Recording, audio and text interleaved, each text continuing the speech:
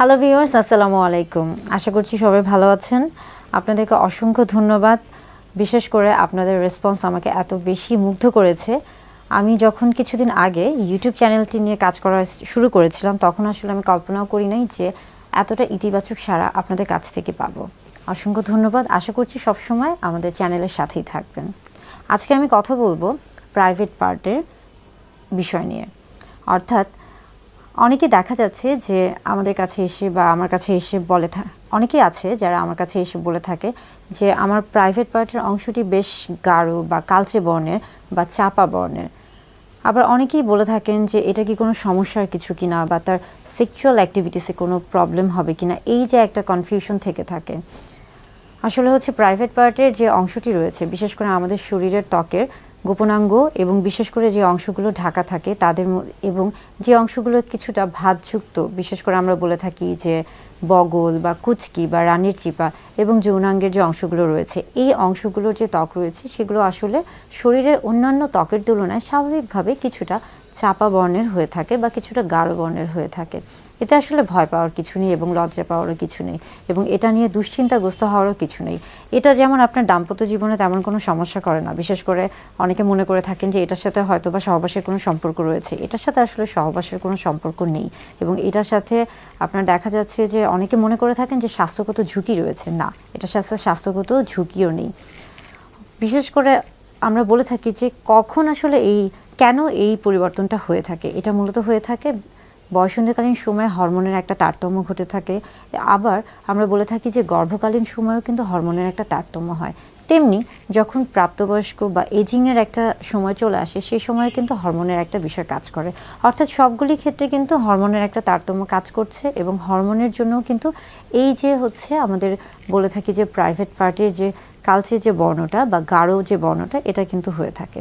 আবার খেয়াল করে দেখেন যে আমাদেরকে কিন্তু প্রতিদিনই অর্থাৎ নিয়মিত অনেক বেশি হচ্ছে কাজ করতে হচ্ছে এবং স্বাভাবিকভাবে সেক্ষেত্রে কিন্তু আমাদের শরীরের বিভিন্ন অংশ কিন্তু ঘর্ষণের একটা তৈরি হচ্ছে। বিশেষ করে আমরা যখন আবার বলছি যে আমরা যখন বগলের কথা বলছি বা আমরা যখন কুচকির কথা বলছি, সেই অংশগুলো কিন্তু সবসময় একটা ফ্রিকশন হচ্ছে।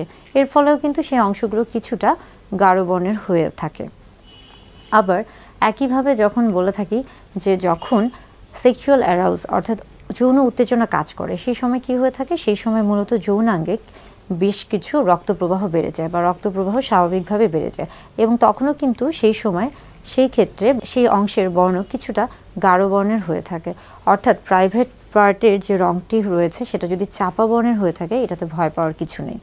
তবে অনেকেই করে থাকেন যে সেখানে হচ্ছে ব্লিচ করতে চান বা অনেকে ব্লিচ করান, কিংবা অনেকে বলে থাকেন যে বিশেষ কিছু প্রসাধনী তিনি ব্যবহার করছেন সেই জায়গাগুলোকে হচ্ছে ফর্সা করার জন্য অথবা সেই জায়গাকে কিছুটা উজ্জ্বল করার জন্য। আসলে এগুলো কোনো কিছুই খুব একটা দরকার হয়ে থাকে না। আপনি যখন এই ধরনের কোনো একটা পদ্ধতিতে যাবেন, সেই পদ্ধতিটি যদি আপনার ত্বকের জন্য মানানসই না হয়ে থাকে, তাহলে সেই ক্ষেত্রে দেখা যাচ্ছে যে আপনার সেই জায়গার যে ত্বকটি রয়েছে সেটা কিন্তু পুড়ে যেতে পারে, জ্বালা পোড়া হতে পারে, অস্বস্তি হতে পারে। সেই ক্ষেত্রে কিন্তু হিতে বিপরীত হতে পারে। হ্যাঁ, অনেকেই এসে বলে যে আমরা যখন বিভিন্ন ধরনের সোশ্যাল মিডিয়াতে দেখছি বা আমরা যখন বিশেষ করে নায়ক নায়িকাদেরকে দেখছি বা বিভিন্ন ম্যাগাজিন ফলো করছি বা পর্নোগ্রাফি দেখছি, তখন সেই ক্ষেত্রে কিন্তু তাদের শরীরের পুরো অংশটি বা তাদের শরীরের ত্বকের সবগুলো অংশই দেখা যাচ্ছে একই বর্ণের দেখায়। এটা কেন?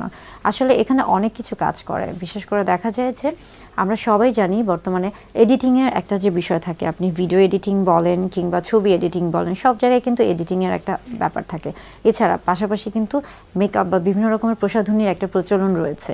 এবং তাছাড়াও যদি বলে থাকি যে হ্যাঁ, অনেকে থাকে অনেক বেশি স্বাস্থ্য সচেতন বা অনেক বেশি সৌন্দর্য সচেতন, বিশেষ করে যারা সেলিব্রিটি রয়েছে কিংবা যারা পর্নোগ্রাফিতে কাজ করে থাকে।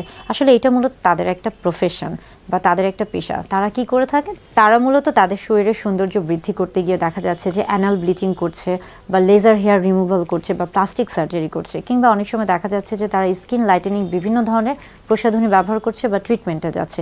তো এই জন্য কিন্তু তারা দেখা যায় যে তারা তাদের জীবনের বেশ কিছু সময় এবং বেশ কিছু অর্থ সব কিছুই কিন্তু তারা সেটার পিছনে ব্যয় করছে। তো এটা আসলে যাদের প্রফেশন তাদের জন্য ঠিক আছে, কিন্তু স্বাভাবিক মানুষদের ক্ষেত্রে আসলে এটা নিয়ে খুব বেশি সংকোচ বোধ করারও কিছু নেই, লজ্জা পাওয়ারও কিছু নেই বা দুশ্চিন্তারও কিছু নেই, বরং এটা খুবই স্বাভাবিক একটি প্রক্রিয়া।